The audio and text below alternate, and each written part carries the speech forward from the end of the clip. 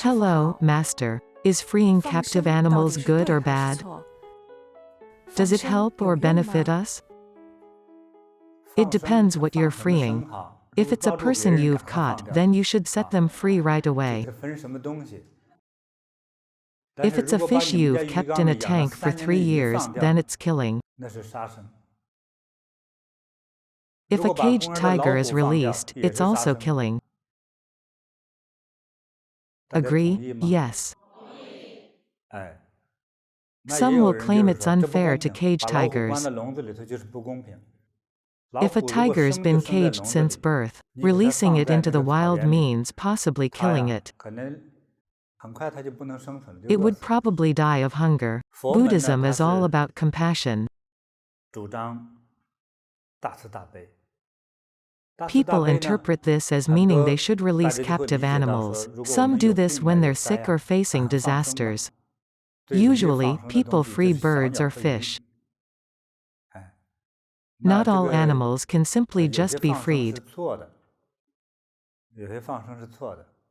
After buying the fish, do you know if they are freshwater or saltwater fish? Although river fish and lake fish are both freshwater types.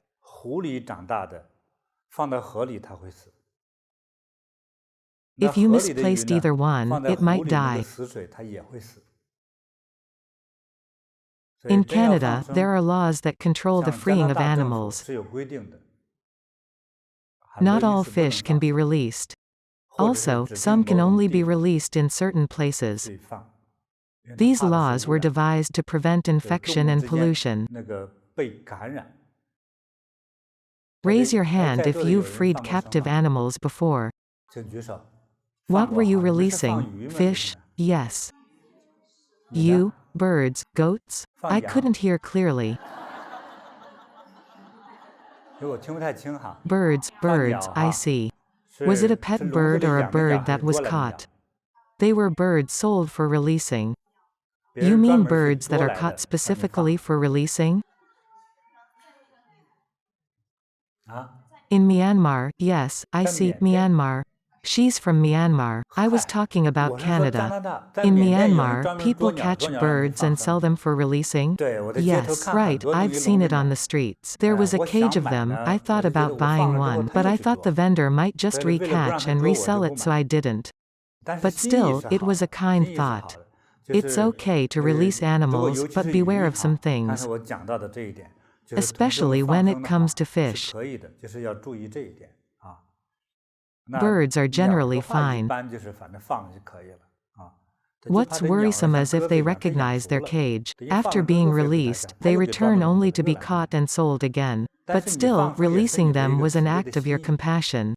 It's not necessarily wrong. If it were, the masters wouldn't recommend it. To me, not harming life is the best releasing of life. You can release many animals to gain merits after you've already sinned. But that doesn't solve your problems at the root level. You need to first respect, revere, and love nature.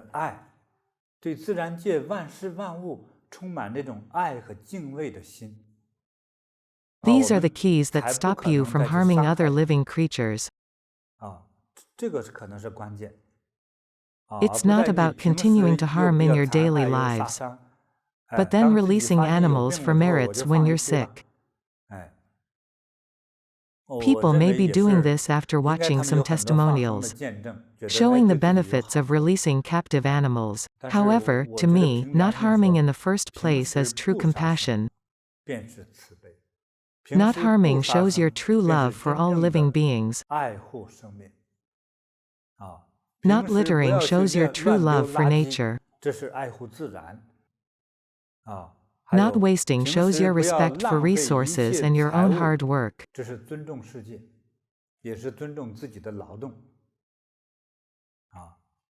I'm neither for nor against the releasing of captive animals. I'm aware that if done incorrectly, it becomes killing. If all people care about is what they can gain from doing it. Say, you release the fish into the wrong water, and they die as a result.